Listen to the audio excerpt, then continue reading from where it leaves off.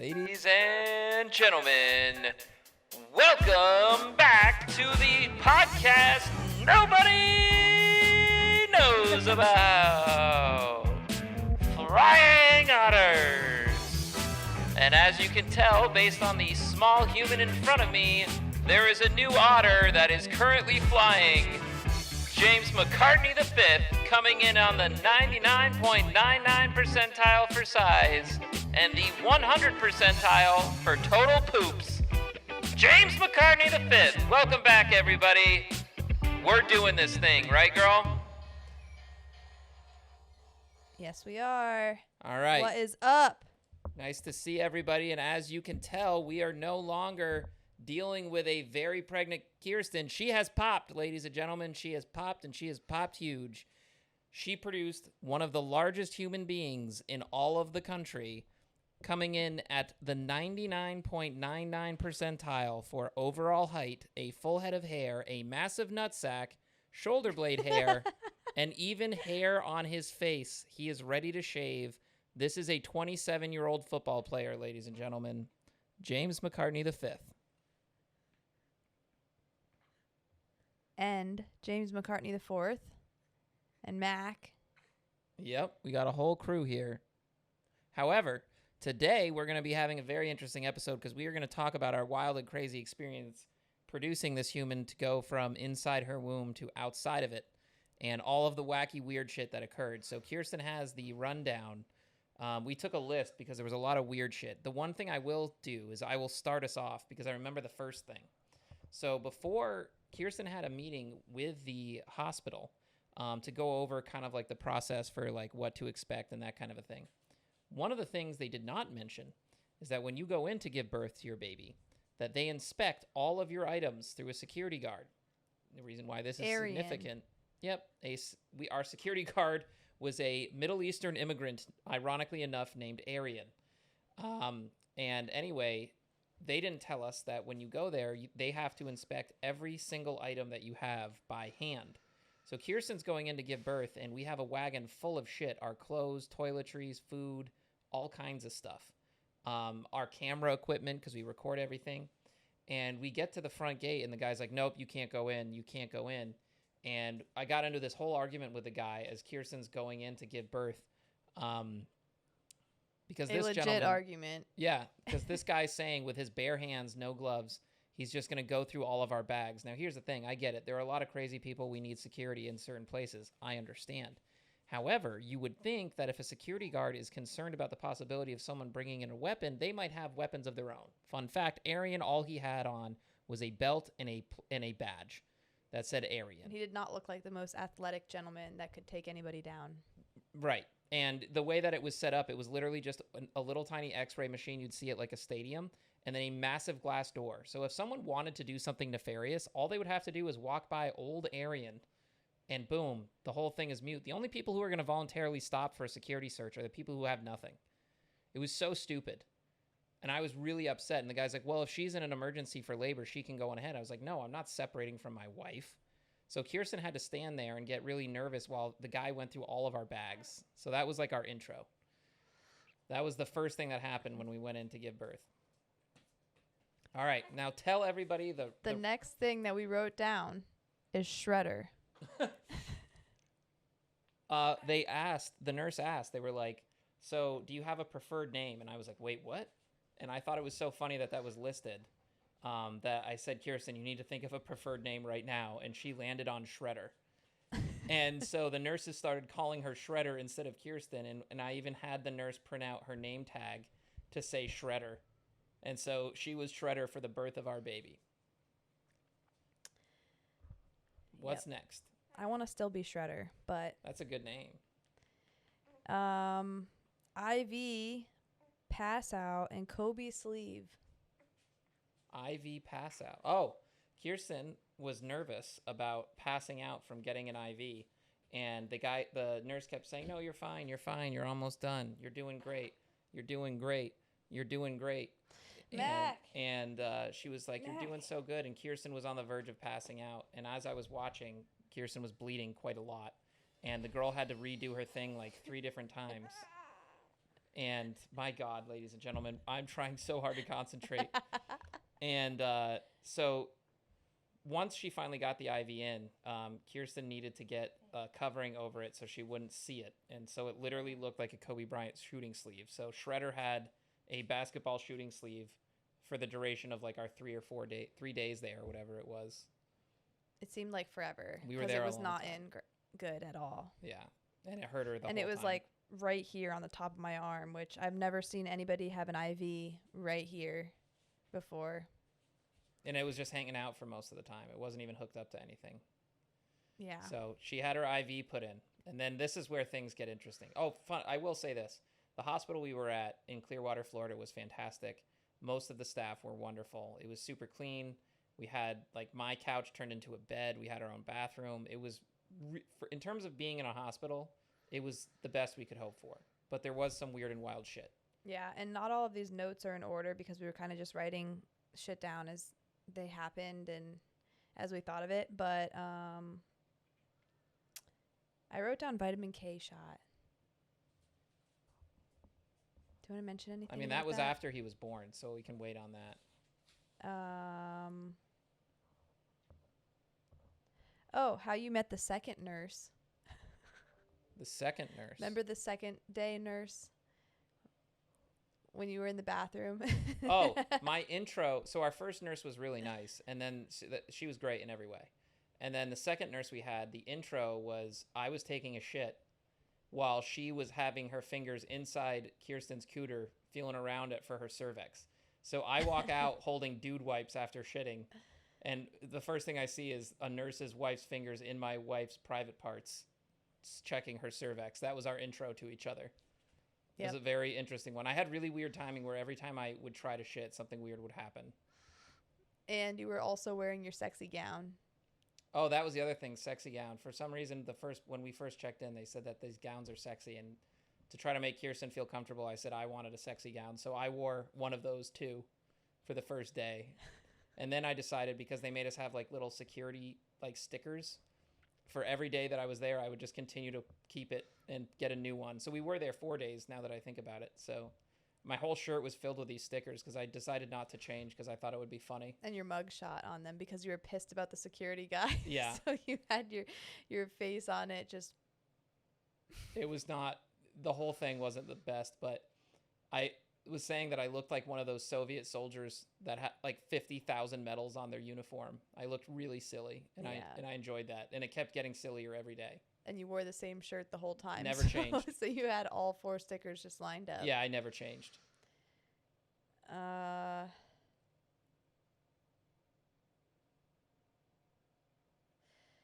What else we got? Ultrasound estimation.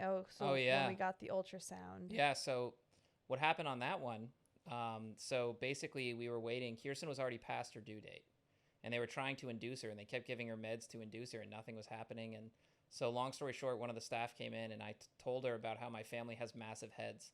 And just because of that one statement, she decided on a hunch to do an ultrasound just to check. And the midwife, the lady came back from the ultrasound and goes, listen, here's the deal. If you want, you can try to do a vaginal birth, but he is fucking massive. He is huge, and he may not even fit. So you might go through an absolute awful attempt at delivery. He may not even fit, and you might have to do a C-section anyway. And if we do get him through the cooter, he might ravage that thing. He might get stuck. He can destroy you forever. And it might break his shoulders to try to get him out because he's so fucking big. So you can do that if you want, or you can do a C-section. So we decided to do a C-section, which, fun fact, I don't think we've mentioned this. Kirsten, describe to the audience your biggest fear in this world. Oh, needles. I don't need to describe much. Hates, can't stand. My whole family is not a fan of needles, and just the sight of them makes us pass out. So, yeah, the C-section was an interesting thing. So, an interesting, better pick. After failing at the induction because nothing was working, but thank God it didn't because he would not have fit. As you can tell, he's massive. We decided to go in to do the C-section. And Kirsten is absolutely petrified. And oh, they said with the ultrasound that his head was off the charts. Oh, yeah. That is worth mentioning, that in the ultrasound, they literally said we can't even compute it because his head size is off the charts. too big to be measured accurately. Didn't even try. So anyway, we go in. I'll skip over some of the details, but the actual experience of doing the C-section was a really traumatic one for Kirsten. The scariest thing she's ever had to do. So. Also the scariest thing you've ever had to do. Yeah, I really did not enjoy it because I knew Kirsten was having an absolutely horrific time. I don't know if you want to talk about it. It's up to you how much detail you want to go into. I mean, I blacked out. She doesn't really remember it. And she was, can I say? Yeah, sure. She was like on the verge of hyperventilating the whole time, and her eyes were bulging. And the shakes that they mention about online, they're real. I think it's because of all the drugs they pump you with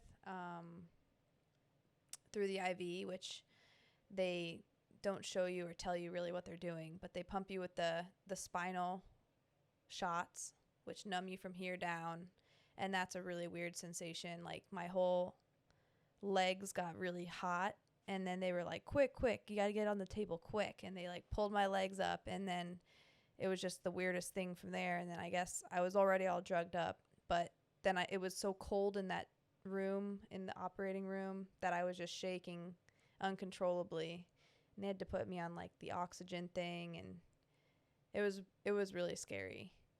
And so she was having literally the scariest moment of her entire life. And as it was going on, they literally, because he's so big, they were like picking up her torso and like shaking her down in order to get him out. And her eyes got the biggest I've ever seen them. She could barely talk. It was really, really awful. So they get James McCartney V out. Now, as you can tell, he's a massive gentleman. And I don't know what it's called, but there's a condition where their little nuts, they fill up with water or something. So they're bigger than they normally are. The first image I had of this guy was not his beautiful face, was not his little hands. The first image I had was from him from behind, and his nutsack was so big at the time that it was pinched between his two legs and dangling between them. First image I got of him was just straight nutsack. It was not his full head of hair. No, it was just straight nutsack. And then he's crying, and I go over to a table, and one of the medical staff in there hands me like this little ball thing that's used to extract spit, but she didn't even explain what it was. She doesn't even tell me what she's doing or why. She just starts the first thing that I get to do is have some random person tell me, see, if you're going to do this, what you need to do is go in from the sides, and you need to make sure that this happens, and you need to do it this way. And I'm like, I don't even know what we're even talking about. The ball to suck the spit out of their mouth. Right. Or something Which like makes that. sense, but they didn't preface any of this shit to me, and they talked to me as if I was already like in year 2 of medical school. And I had already done it 8 times. And this was the first moment I had with my fucking son. So anyway, after that's done, we go back into the room. But and I'm still, when you were doing all that, I was still on the table shaking. Well, yeah, I'm trying to And you had to leave me multiple times. Like, he cut the cord. Yeah. Which was already cut, because I guess with a C-section, they have to, like, cut it and then bring him over to a different table. And so they, like, left a long piece just so he could cut it and do that part of it. But I guess you did that, and what else did you do? Hung out with him. I picked him up. I held him.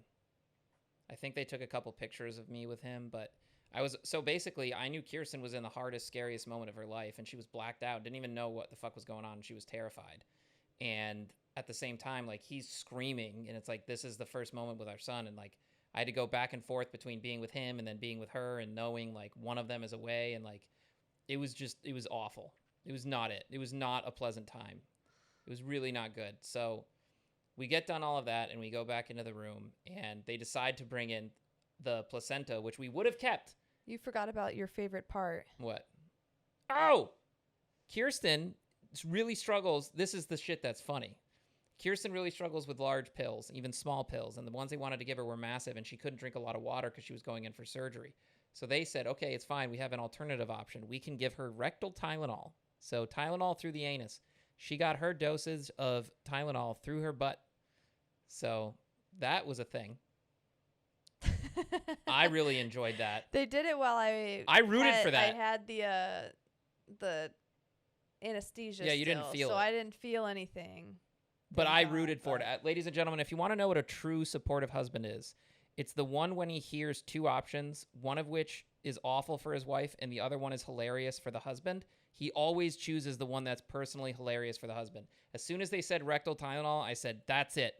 That's the one we need. And I started laughing and rooting for it and saying, let me know when you do the rectal Tylenol. because that's what we need. That's what the team needs right now. And they even announced it like, okay, we're going with the rectal Tylenol now. They did. I think you got multiple doses too. I think you got 2. Like, I think they did it twice. I think. Wow. But yeah, so I really rooted for rectal Tylenol, and that happened. That was excellent. So they bring us back into the room, and a couple hours later, we were originally going to keep the placenta, but they said you only have 4 hours to get it out of here, and if you don't, we're throwing it out. And we didn't have anyone, so we had to throw it out, but they brought it in. And ladies and gentlemen, I don't know if you've ever encountered a placenta. I don't know if any of your travels you've stumbled into a placenta. You've seen any in the wilderness. Should we put the picture up? Yeah. Okay. Yeah. They bring in this placenta, ladies and gentlemen, and it is so much larger it is nothing what I expected. You know, like the tubs that they use for like to-go Chinese food, that there's like those big plastic tubs. The biggest one you've ever envisioned. It was in that. Yeah, but like bigger.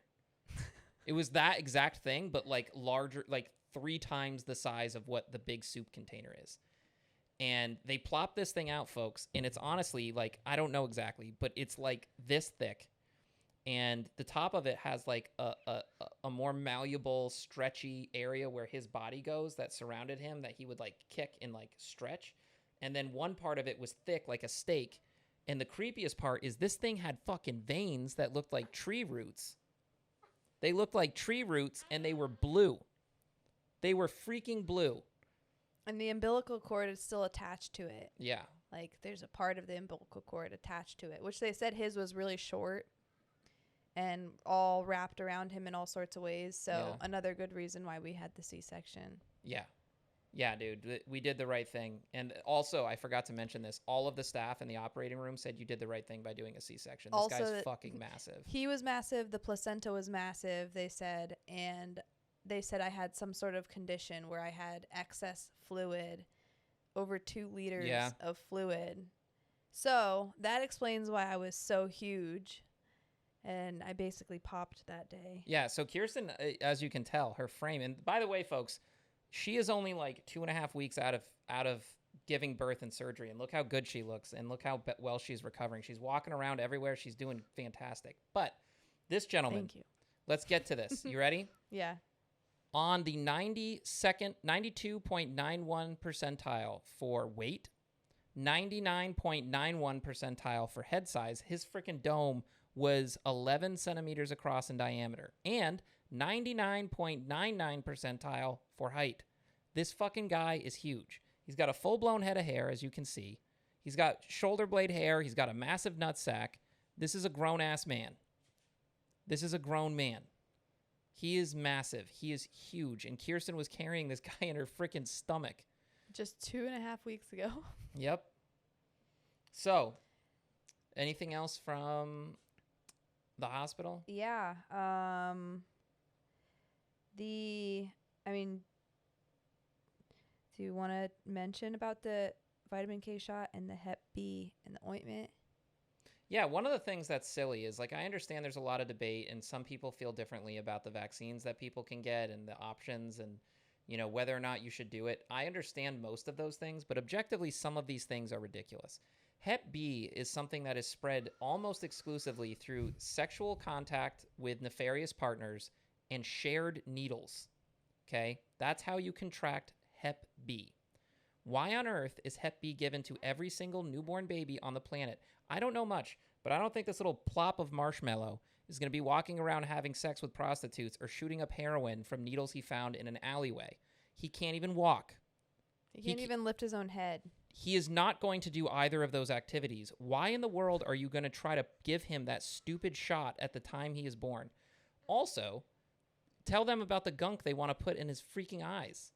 The gunk is like some sort of ointment that is protection against gonorrhea. And we give it to every baby by default unless you opt out of it and you sign a waiver and everything. So obviously we opted out of that, which, not to mention, they do multiple STD tests the entire time you're pregnant. Yes. They're like testing every month that I went in there for STDs when nothing has changed, obviously. And we're married. And that they give it to every baby by default is pretty crazy. So it's to protect them against gonorrhea and they give it for C-sections too. I mean, you get the Yeah. baby would catch the gonorrhea in the eyes or whatever if he went through the vagina. I get that, maybe. But like for a C-section baby, anyways, just to give it to them anyways is pretty nuts. I feel like a much better use of the gonorrhea eye gunk is if you go into like a strip club or a brothel. When you walk in the door, they just slabber some eye gunk on your eyeballs. Like, sure, maybe this makes sense.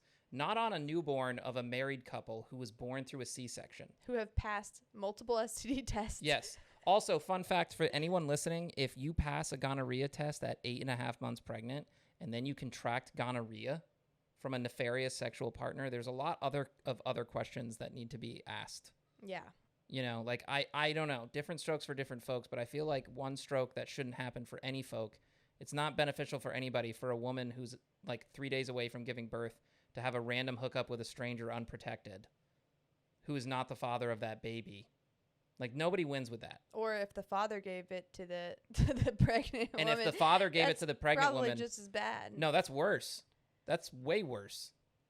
Because at least in the other scenario, it's just a woman just choosing to do a hookup at that point. The other way, it's like the dad cheated on the mom, like right before the baby's born, and then fucked her right before the baby came out. Yeah. Like, come on, dude. Yeah, that's not it. That's not it. That is so not it. So anyway, there are many different things that people can live their life with, but I just don't understand why we're giving Hep B vaccines to newborns and shoving STD cream in eyeballs of married babies, or the baby of a married couple.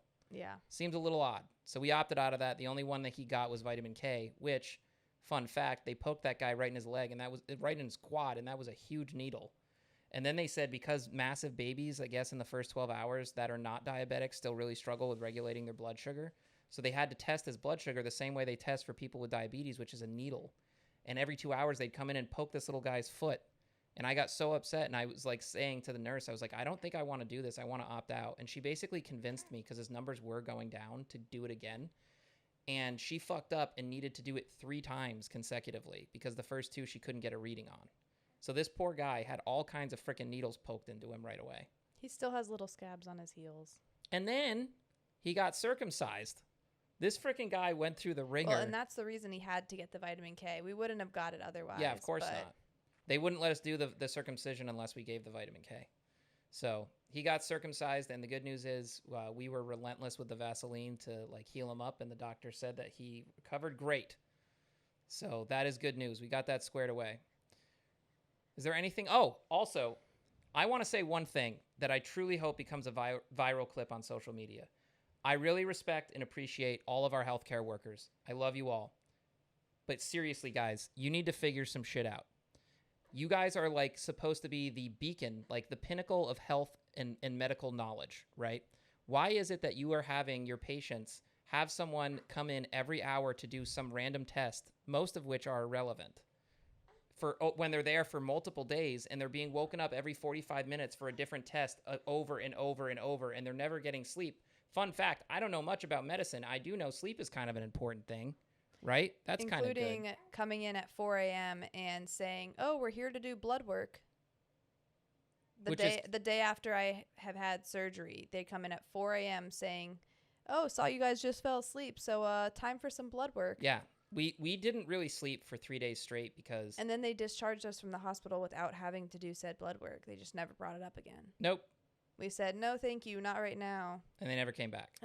Or asked a question. But here's the thing, folks. I want to say this very clearly.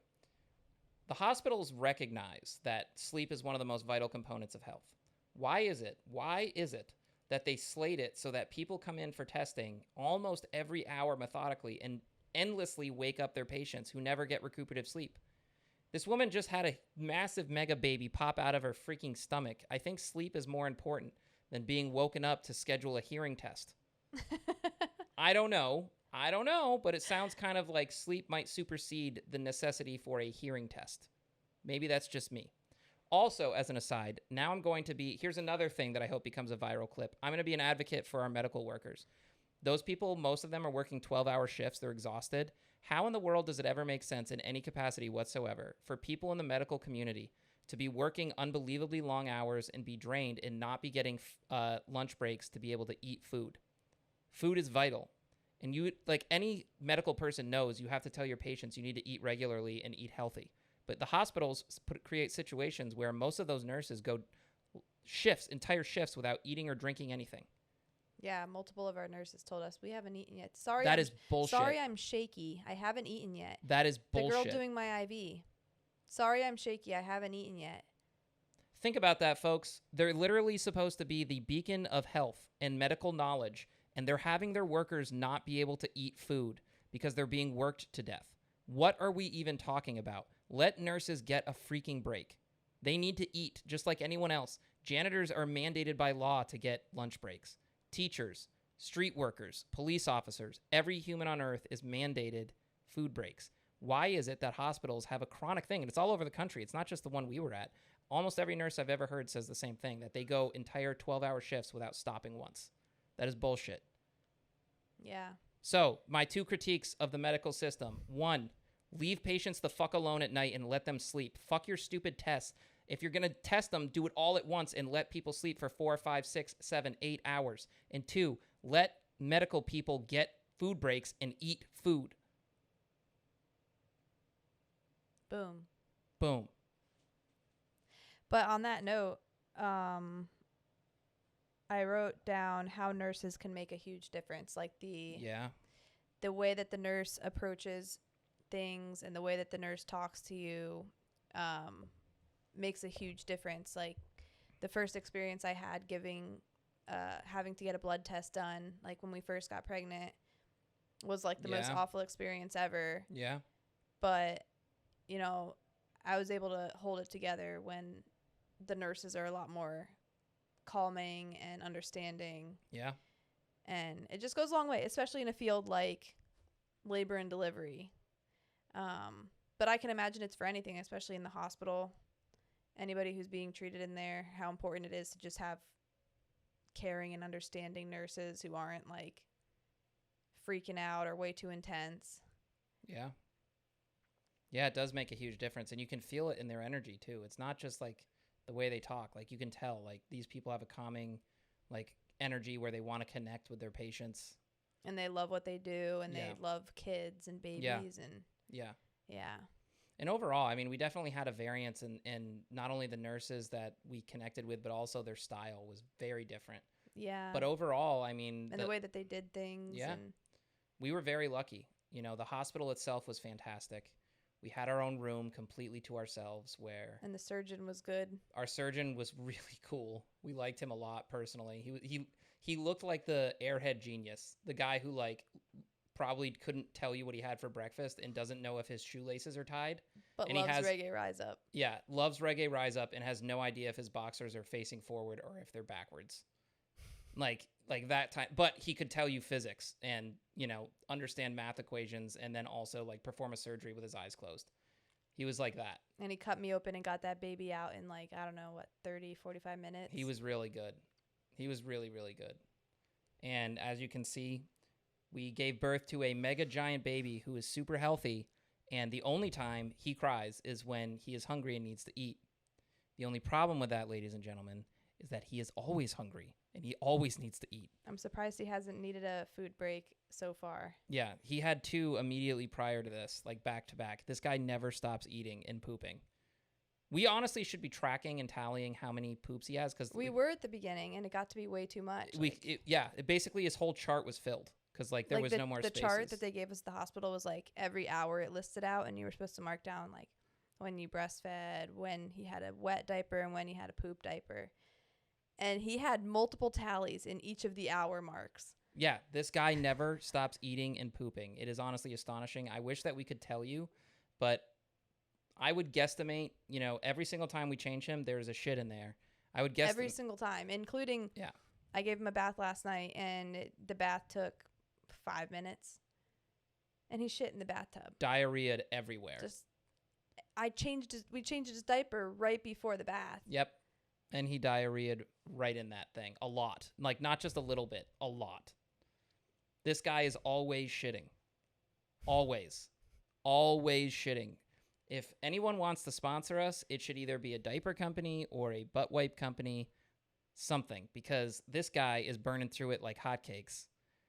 And we would really appreciate not having to use the last of our funding in order to continue to wipe his butt and keep his butt clean. He's sucking me dry. Yeah. Fun fact, the doc, yeah. Yeah. If you also see her whittled into a raisin, she does not, in fact, have skin cancer. It's because this guy right here just took all of the fluids out of her body. All of them. So if you see her skin all wrinkled and she looks all shriveled up like a prune, you know why, ladies and gentlemen. It's James V. No, I don't want to look like that. Well, talk to him. We were at the doctor's. He better be in the NFL then. It's seriously. We were at the doctor's, 2 days ago? And the doctor was like, at 2 weeks out, we really hope that the baby gets back to their birth weight, which he already superseded that a lot. And not only did he go past his birth weight because he's been eating so much, the doctor was like, don't be alarmed if he goes the whole day without pooping. Sometimes babies go a day or two without pooping. This gentleman doesn't go 30 minutes without pooping. We literally change a diaper, and as we're cleaning him from the previous diaper change, he diarrheas the next time. Or while we're mid-diaper change. Yep.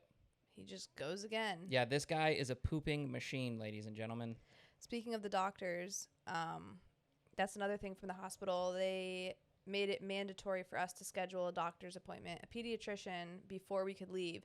And they told us this on Christmas Eve. Yep. So we had to schedule whoever would answer on Christmas Eve and take us in the day after Christmas. Yep.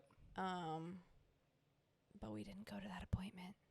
Fun fact, we also didn't go to the follow-up hearing appointment because this gentleman failed his supposed screening test from our tech who didn't even know what she was doing or why. She couldn't even answer, the most basic questions. I think Kirsten said she was, a replacement or something. Well, that's what the girl from the hospital, she called me to reschedule it. And she said, well, the day that you scheduled it for, you scheduled it for 2 o'clock, and we don't schedule for anything past noon. So whoever scheduled this for you was, some sort of fill-in that day. But we did get to go home on Christmas Day. Yeah, we were lucky. Regardless, so...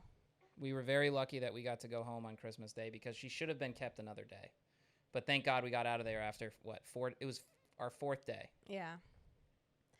And the final thing that I wrote down in terms of Jamie is going home and getting clusterfucked. So, ladies and gentlemen, you can look up a thing called cluster feeding if you don't have a newborn yourself or if you haven't experienced it. Basically, babies go through a very short, intense growth spurt where their stomach expands rapidly. And they have basically endless cravings to eat. And the reason why it's important is because it causes their stomach to grow so that they can grow themselves. But also because of the increased demand, it causes her breasts to recognize that they need to ramp up the production of milk. So it's important for both the mother and the baby. However, that sounds a lot nicer and more simple than it is in reality. In reality, it's basically a nonstop eating fest. Where this guy, who, like we said, you can see, he sleeps through his own, he diarrheas all the time. He'll sleep through it. He hears noises all the time. He'll sleep through it. When this guy needs to eat, it is like World War III is occurring, and he needs to scream in order to stop it and create world peace. Nothing will stop him. And he needs it now. Immediately. So anyway, we called cluster feeding cluster fucking because basically it's you feed him over 20 or 30 minutes. You put him down for 3 minutes, and then boom, he wants to eat a full another serving again and again. You feed him, change his diaper, put him down. Yeah. And then he starts cluster kicking. Yes. And so basically it's just a nonstop cycle of feeding, burping, changing a diaper, setting him down, cluster kicking that leads to feeding again. And one night he literally ate 11 times between 9:30 p.m. and 4 a.m. and we weren't able to even think about closing our eyes once. Because it was just nonstop, 11 times. And so since we've had him, we've had quite a few experiences of him cluster fucking where he just eats back to back to back to back to back. This guy is a fucking machine. And when he does that, he doesn't sleep. Newborns are supposed to sleep most of the day. They're supposed to be up in 30 to 45 minute increments every 2 to 3 hours or whatever. This guy was up literally all day and did not take a single nap the other day. Yep. And you'd think that would mean he would sleep through the whole night. Wrong. He was up every hour or hour and a half. Oh, he's ready again. And he's got on our favorite outfit. His promo vest that we were given from the hospital, which is a promotional vest to raise awareness for new first-time parents who don't know what to do with putting their baby to sleep. So he has a promotional vest with the slogan with a exclamation point triangle that says on the outside, "Alone, crib, back." But in Kirsten's words, it's stop, back, alone. And he has a little bit of puke on it. Just a little bit. And so anyway, we got him home, ladies and gentlemen, and we've had him for 2 weeks. It's been terrifying. He's a wonderful young boy. He has a very, very gentle, calm, caring energy. He sleeps through his mega shits that never stop. The only thing that makes this guy cry is when he's hungry. The world will stop. And he doesn't love being put in his little bassinet, but he doesn't like being alone, just like some people I know. Some it runs other in the family. Yeah, the three amigos, I have dubbed it, because between Kirsten, Jamie, and Mac, none of them like being alone at all. They hate. But we got him home, ladies and gentlemen. We are officially human parents to a human baby.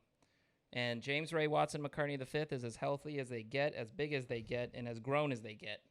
So let's hope that in a few years, this guy's going to be in the NFL before he turns 15, because he is a tank. And as you can see, he eats like one. He ate 2 times. So this is 30 minutes into this episode. He ate back to back right before this episode was filmed. And he's ready to go. So is there anything else? Any other notes? No. Any other medical things you want to talk about post? I don't think so. No? Okay. So in a true Flying Otters fashion, a seamless transition into our next topic. Directly from the birth of our baby into the very agreeable and totally gentle topic of the Somali daycares. Let's talk about it. Basically, ladies and gentlemen, I'm sure you've seen it in the news. A YouTuber named Nick Shirley, I think that's pronouncing his last name correctly, did an investigative documentary-style video clip with a gentleman who spent years compiling data on these Somali daycare and transportation companies and uncovered hundreds of millions of dollars of fraud in one day because it was so obvious, it was so rampant everywhere. Basically, these Somalis open up a quote-unquote daycare, and there's never any kids there.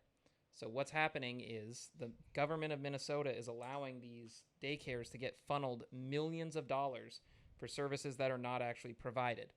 What's noteworthy about this, in my opinion, is not only that it happened and it was allowed to happen, and a lot of people believe that the reason it was allowed to happen is because Tim Walz, the governor of Minnesota, who, fun fact, was the VP nominee with Kamala Harris. So if Donald Trump would have lost the election to Kamala Harris, this guy, Tim Walz, would have been the vice president of the country. A lot of people believe that Tim Walz allowed this rampant fraud to happen, and investigations are occurring, so that the Somalis would, in return for getting all of this money, all vote as a bloc to vote Democrat to ensure that he would get reelected, which goes beyond taxpayer fraud and goes into election fraud. This is wild, wild shit. Now, what I think is noteworthy about this is the way that it has been politicized. People on the right are basically viewing it through the lens of, you know, these people come to our country and they're stealing our money. Fuck them. You can't do that. That's wrong. The Democrats and the left is looking at this through the lens of, because they are immigrants and because they are black and because they are Muslim, they are being victimized and targeted because of racist, xenophobic sentiment from the right. So therefore, because they are part of oppressed minority groups, they have to be innocent of the charges levied against them. So lots of people, not everybody, but lots of people and lots of noise on the left from people defending this shit, saying they are being victimized, that the Somalis who have stolen millions of dollars from me, you, and everyone else are in fact the victims in this situation, which is freaking wild. Let me just say this. If I were to immigrate to a country, let's call it Somalia, and I went there and I created a fake business, used taxpayer money where other people were going to work and working their ass off and doing things they didn't want to do and working away and sweating away, giving up their money to the government, and I was just taking all that money in and giving myself a nice house, nice luxury items, was having a wonderful time, not working, not doing shit with a fake business. What kind of person would that make me? Now, here's the real important question. In that scenario, would the Somali people be the bad guys for being upset with that? Would they be racist against the straight white Christian male for doing that? Would they be inappropriate xenophobes for getting upset with me? I don't know. Maybe. We should kind of think about it. Or, alternatively, ladies and gentlemen, fraud is fraud. Would they all rally and protest in your defense? Yeah, would the progressive Somalians rally to defend me as an oppressed minority who must be innocent because I'm a part of a minority group, so therefore I could never commit a crime? Do you understand the logical fallacy that the left has, that they basically assume that anyone who's within the marginalized groups that they claim to defend are automatically innocent no matter what? It is no different than when you would see things like in the South in like the 1920s under Jim Crow, where they would where juries would automatically assume the black guy was guilty just because he's black. That was racist and wrong. You know what else is racist and wrong? Assuming that minority groups cannot commit crimes because they are in fact what you believe to be oppressed. Everyone can commit crimes. Doesn't matter if you're a straight white male or a gay black Muslim woman from Somalia. Everyone can commit crimes. And if you think that they deserve defense just because of that, you're an idiot. If they're stealing your taxpayer money and you're going to work and doing a job you don't want to do so that you can levy taxes that where you think it's going to the government to help people, but in reality, someone who came to this country, it's not even their home country, can steal your money and sit behind a desk and not do shit, and you defend that, you're an idiot. Fraud is fraud. It doesn't matter who did it. If someone is stealing from the government, that's fucked up. Especially when it's blatant fraud. And yeah, it's so obvious. And when you look at the videos, it's like, how could you even deny? Yep. How could you even deny? Which one of those? Do you think that Nick Shirley has video of a daycare that he went to go ask about and found a bunch of kids at, and he's just like deciding to hide that video? I doubt it. No, he even said in the video, if you watch the full thing, he goes, I did go into one daycare where, to her credit, she showed me around and showed me their price sheets. So he wasn't even claiming that every single Somalian is a fraudster. But didn't show him kids. Right, she at least showed something though. But my point is, he was trying to be objective with what he saw. Yeah. He wasn't trying to paint an image to make all Somalians look bad. He was just trying to show people what's happening. And the people they all happen to be Somali owned. Exactly. It's not that he was just only looking for the Somali exactly. daycares. It was just all of the ones that they found with the fraud happened to be Somali owned, and all in the same buildings. And it wasn't just daycares; it was the healthcare companies and all of that too. And I want to be very clear about something, ladies and gentlemen. I think the right is doing a bad job of this. Maybe they're not painting it in the right image. Here's the reason why the Somali fraud is worse. It's not because they are from Africa. It is not because most of them are Muslim. It is because they are not from this country originally. Here's the reason why. It's not xenophobic. This country, America, brought you from a very awful situation and opened our arms. And not only did we bring you here and save you from a bad situation, we provided those people with all kinds of resources to succeed. Housing, healthcare, food, whatever it may be. To turn around and defraud that country and steal their money does in fact make it worse than Americans who were born and raised here. It's not because they're Muslim. It's not because they're black. It's not because they're from Africa. It's not because they struggle speaking English. It's because they came to a country that helped them. And in return, those Somalians treated us all like shit. And I think the reality is that people on the right and in the center and on the libertarian side of things, pretty much anybody who's not a progressive, needs to stop living in fear of being labeled a racist or a xenophobe. Let's just let that go out the window. Like, you want to call me that? Go ahead. Fuck off. I don't care. That doesn't bother me. I'm not a racist. I don't even give a shit if you accuse me of being one. Facts are facts. If someone's committing fraud and they went into a country that opened their arms and helped them, and in return, they treated you like shit. All right, liberals, how about we do this? I'm getting pissed off now that I'm thinking about this because I thought of a perfect example. Let's put it in a way that you can understand. Let's say that you, liberals, because you're so warm and welcoming and progressive and inclusive, I know you help homeless people personally all the time. And of course, I don't just mean going on social media and demanding that people like Jeff Bezos and Elon Musk have their billions of stock, which isn't even in their personal wealth, by the way. You demand all of their money be taken to care for homeless people programs. Okay, sure. But I guarantee you, all of you take in lots of homeless people yourself, right? You do that. Of course you do. So let's go into the example where you go in and you take in a homeless person into your home. You save him from an awful situation. You treat him wonderful. You give him food. You give him one of your spare bedrooms. You do everything you possibly can do to help this homeless guy. And then you find out that he went into your wallet and stole all of your pocket cash. And he also took the fucking TV off the wall. And then after that, he sat in that room and said, nope, I didn't do it. What are you going to do? And you know he did it. Are you a piece of shit for being mad at that homeless guy? Are you the bad guy for being upset that he stole from you after you helped him? That's exactly the same thing, except at scale. Does that make you against homeless people? Exactly. So, Kirsten, tell me your opinion while I pick up this gentleman. Hit me with your thoughts on the Somali daycares. I don't have anything quite as passionate as you. Doesn't need to be. Just like what angle did I miss? What did you see in it? What are your feelings on it and the response to it? You know? I feel like I can't believe it went on for as long as it did without being exposed. And I mean, I know it's not only happening in Minneapolis, or is it all over Minnesota? I'm sure it's happening throughout Minnesota, but Minneapolis is where it's the most chronic, I think, just because that was like the density of like what they found. But I'm sure it's happening in other states. It definitely is, yeah. Whether it's Republican or Democrat state, I feel like it's happening in both, and maybe just not as bad. But they're getting away with it, and they got away with it for so long. And the fact that they're all flaunting, maybe not all of them, but they're flaunting like designer clothes and watches and stuff like that, and saying that they don't have money and saying they're not doing anything wrong. But how would a refugee or an immigrant from Somalia come over here and make that much money without having anything business-wise to show for it? Where's their business, you know? There's no kids in the daycares. And also when you see the people who like, okay, let's just look at this like through the lens of just being a real human, not even metrics, not numbers, not scale. When you look at these Somalis that were interviewed, do any of those people look like child care providers?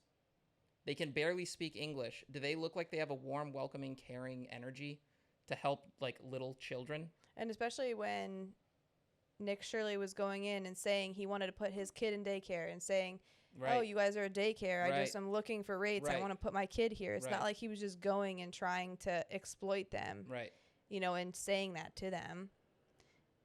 He was just going to try and put his kid there. Right. And could you imagine putting Jamie in a daycare?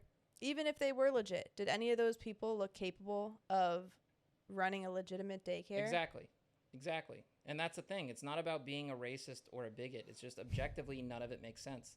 There's no kids there. And even if there were, would you trust your kids there? And they couldn't respond to basic questions. They wouldn't let people in the door. Right. None of it makes sense. And the fact that there's so many people on the left who are defending it and assuming they're innocent, they basically assume that because of their race and their religion and their immigrant status, that they are immune to doing things that are wrong. That is just as bad and just as racist as when you would see white people mistreating and abusing black people in the South during Jim Crow, where they would say, well, you know, white people are inherently superior and we can do things that you can. We get special privileges that you don't, and we'll prosecute you and not you. That is racism. It is, and I don't even like the term reverse racism because it's just fucking racist. If you are a progressive and you assume that someone... If you're basing anything at all off of race, whether it's off of white people or black people or immigrants, anything. Like if you're basing a judgment based on that, then that's racist. Yes.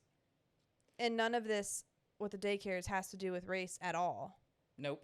It just has to do with the fact that there is fraud and they are all Somalian. Yes. And I think for the liberals that would be listening to this, which there's not, but if there was any liberals listening to this, people on the right would be just as outraged if Polish immigrants were doing the exact same thing. Polish people are white and Christian. They would feel the same way. They'd be like, why are these Poles coming to this country where we welcomed them with open arms and gave them a leg up and gave them all these assistance programs, and you're robbing us blind and becoming more wealthy than us. Kirsten, when you look at those it would learning be anybody centers, that came over into that. exactly. It's not about race. It's not about religion. It's not about being a bigot. It's about the reality that immigrants came here and defrauded this country and are stealing, theft, stealing your money when you're going out there busting your ass doing a job you don't want to do, and the government comes and takes 30% of your check or more. That's going to make them more wealthy than you've ever been or will be. That is disgusting. It has nothing to do with the fact they're Somali and black and from Africa and Muslim. It has everything to do with the fact that immigrants came to this country and stole our fucking money and created for themselves a better life than the people that pay the taxes will ever have. That is fucked up. Did you already explain what they're doing with the money? So a lot, this is ongoing and there's investigations, but a lot of people are putting pieces together that the reason why Tim Walz, the governor of Minnesota, allowed this rampant fraud, because it was unbelievably rampant. And he stepped down. He said, no, I take that back. He declared that he will not be running for re-election. And he did this immediately, which I kind of get suspicious. Like, why did he do that so quickly? Like, it was immediate. And he's not even going to have to be up for re-election for a while. Why did he do it so quickly? There's a lot of pieces coming together where people believe that Tim Walz allowed this to happen, meaning not just that he wasn't aware of it. Like, it's not that he was incompetent, that he actively knew about this and allowed it because he believed that in return for all of the millions of dollars, the Somalians would turn around and give a fraction of that back to the Democratic Party for like promotional stuff to help their campaigns and vote as a bloc, to all vote Democrat to ensure that he could win re-election, which is unbelievably egregious. I'm not saying it happened or not. I don't know, but it looks likely. How could you possibly allow that much money and that obvious of fraud to occur over so long and not have any clue? Maybe. But how is not running for re-election helping the case that if the whole point of it was so that they could put money back into his re-election? Because he got caught. The whole point, the reason he stepped down is because Nick Shirley's video had over 115 million views and everyone in the country is talking about it. So the reason he stepped down is because there was so much attention and pressure on him because of it. And how much of it are Somalians keeping and reinvesting in America and that's a whole and nother putting back thing. into the American economy versus sending to Somalia and Yep. Right now there is belief, and I wish I had my phone, but I'm holding a human baby. There is speculation that literally billions of dollars have been funneled back to Somalia, which the whole GDP of the entire country, I think, is $12 billion. And there's speculation it could be up to $9 billion has been funneled back there. So basically, these Somalians take, like the Luring daycare center where they didn't even spell learning right. The number, I'm making up the numbers, but let's just say it's $1 million even. So like they'll let themselves live high on the hog and live really well, and then they'll ship 200 grand back to Somalia. That type of shit. So millions. And what the hell are Somalians doing with all that money? I mean, the belief and the speculation is like, it's either going to their family or somehow ending up in the hands of like military organizations.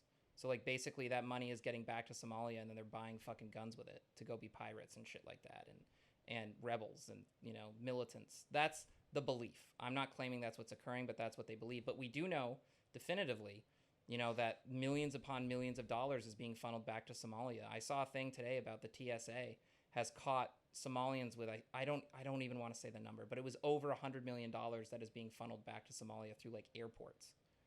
And like they're going to just cash. I don't want to say hard cash, or if it was, I don't know.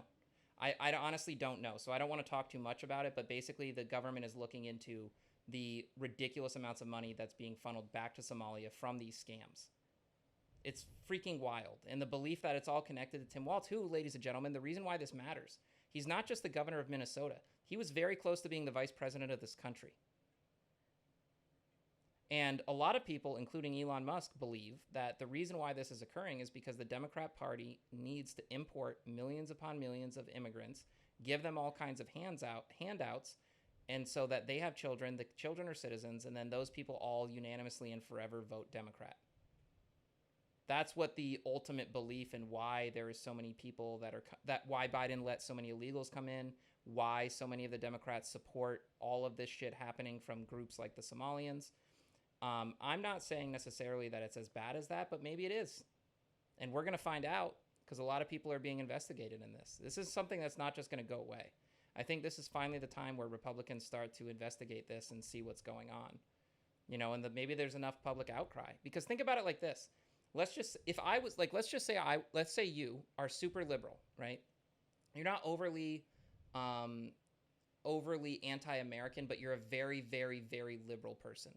And you live in Minnesota and you work your ass off and you're exhausted and you barely get by. You barely make enough to pay rent and eat food. You're just barely getting by because your taxes are so high living in a Democrat state.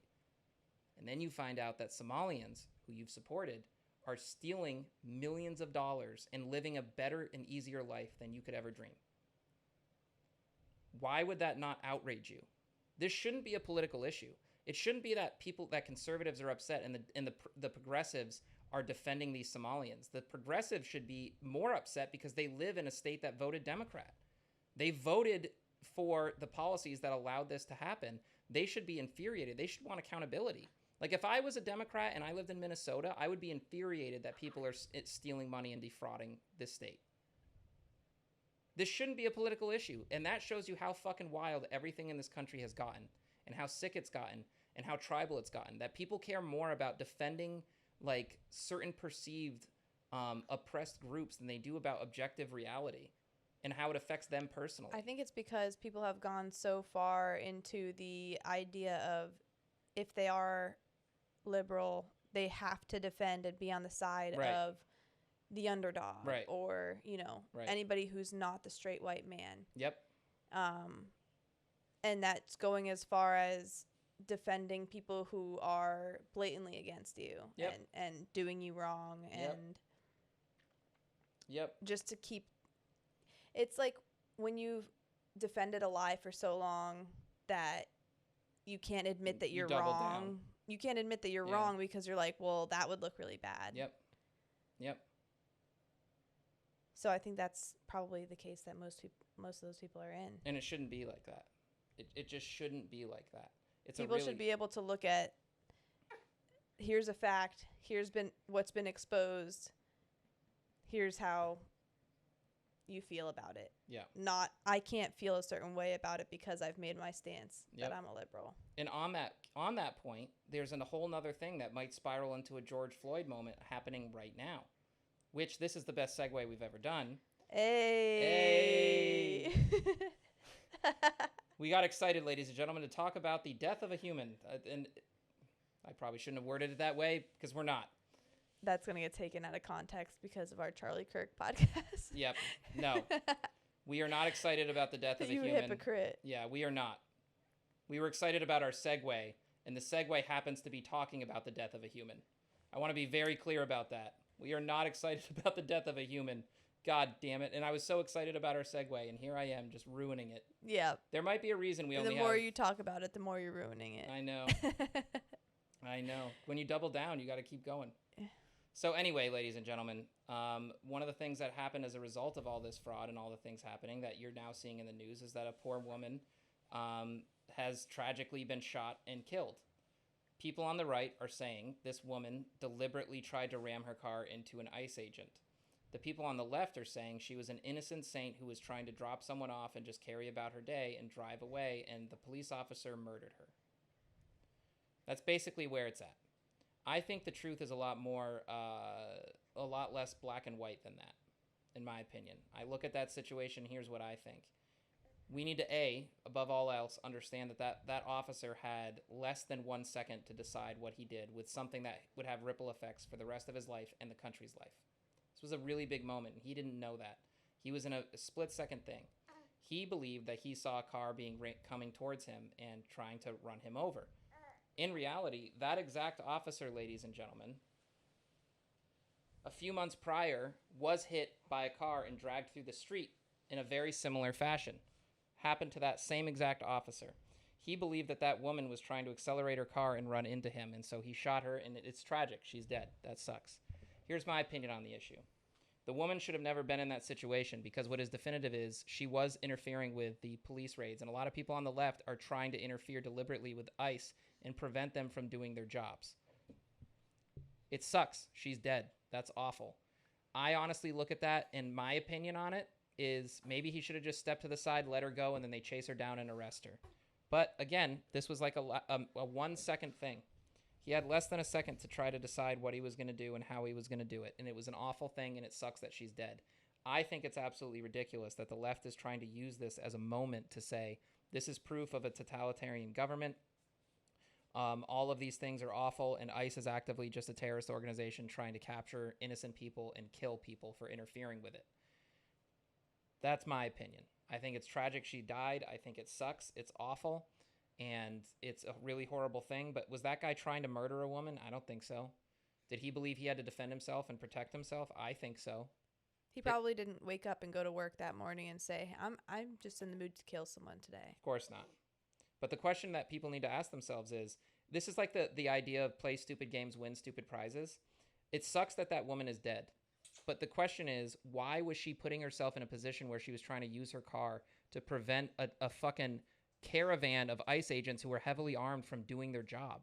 Like, why would you put yourself in that position? Regardless of the outcome, it's like, why would you put yourself in a position to try to interfere with armed fucking people who feel threatened by a mob? I wouldn't do that. I would never do that.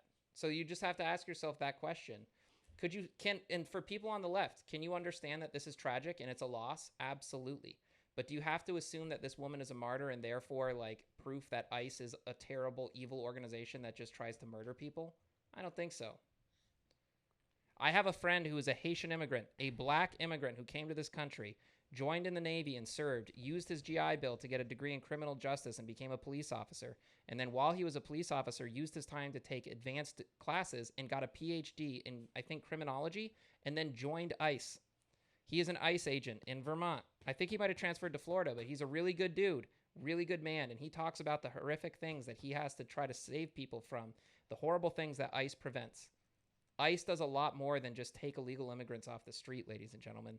They do a lot of good, and they're not all just straight white men who want to go around and capture brown people and send them back to a country without trial. It's not that simple. And could you imagine if it would have been a black woman or a gay woman in that car?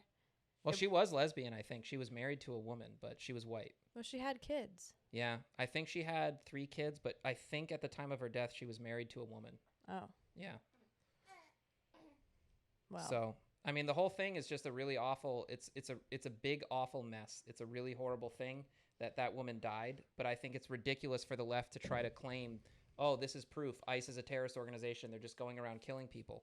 That woman, I don't think she should have died. I wouldn't have shot her in that moment, but I also wasn't in that split-second decision. That woman should not have been blockading an ICE caravan. She shouldn't have been interfering and putting herself, as a mother, you have a responsibility. She shouldn't have put herself in a position where she could have allowed that to happen. If you see a whole bunch of armed men who are violently like pushing people back because you claim they're violent, why would you put yourself in the middle of that? You know, and again, I'm not blaming her for being shot. I'm just saying, like, objectively, this is not as black and white as, you know, she was an innocent martyr who just was going to church and getting groceries, and then ICE came up out of nowhere and said, you're a liberal, and shot her in the face. That is not what happened. It's just not. And I can also say that when we found out about it and we woke up in the morning and I was like, did you see this? And then you were like, yeah, I'm really upset that happened. It's terrible. It's not only terrible for her loss, it sucks that that woman is dead. It's awful. Also, it's awful because from the perspective of conservatism and the right and people who are believing that ICE is doing what's good, this is a detriment to their own cause. This is not good for the cause of trying to rally behind, like, okay, people who are here illegally, it's time to get you the fuck out. This is a detriment because it validates the claims that progressives were making. Even if they're not valid, they feel validated in it. So yeah, dude, it's tragic all the way around. It sucks that a woman's dead. It sucks that officer is going to have to live with this for the rest of his life. Not only that he killed a woman, but also knowing all of this national outcry and attention is put on him, and all of the fires and the butterfly effects that happen as a result of this, they all suck. It sucks all the way around. It sucks that woman's dead. It sucks that officer is going to go through all kinds of shit for probably the rest of his life. It sucks that this is going to spiral and create more flames in both directions. It also sucks because it's putting the left is now feeling validated in their claims against ICE. Everything about it sucks. Yep. It sucks. And I've said this before on the Charlie Kirk episode. I said that if someone was killed on the left, I would feel horrific. And I want to say very clearly and very obviously, it is absolutely tragic that that woman is dead. And I wish she was not. No matter how liberal and leftist she was, I don't want anyone to get killed. But I also don't think it's as simple as she was this innocent little butterfly who was traveling to, drop off medical supplies to the local orphanage. I believe that from what we've seen, she was there deliberately trying to interfere with ICE and their duties. And she put herself in a really bad position where the wrong series of events occurred. With that being said, I think that because he's getting feisty, we should skip the Soggy Abdul segment and very quickly end with Kirsten's hot take. Okay. Well, my hot take today is kind of relevant to everything that we talked about. And it's been made up on the spot during the filming of this episode. And that hot take, I need a little bit of a... Ladies and gentlemen, get ready for your favorite segment, Kirsten's hot take, where you can, and if you don't like it, you can go ahead and get... Here we go. Okay. My hot take is that everything is political now. And it shouldn't be. And it's really fucking stupid that everything is. Here are some of the things that I wrote down that are political that should not be. Food. Having kids. Health. Jobs. Your appearance. Vaccines. And the American flag. Whoa.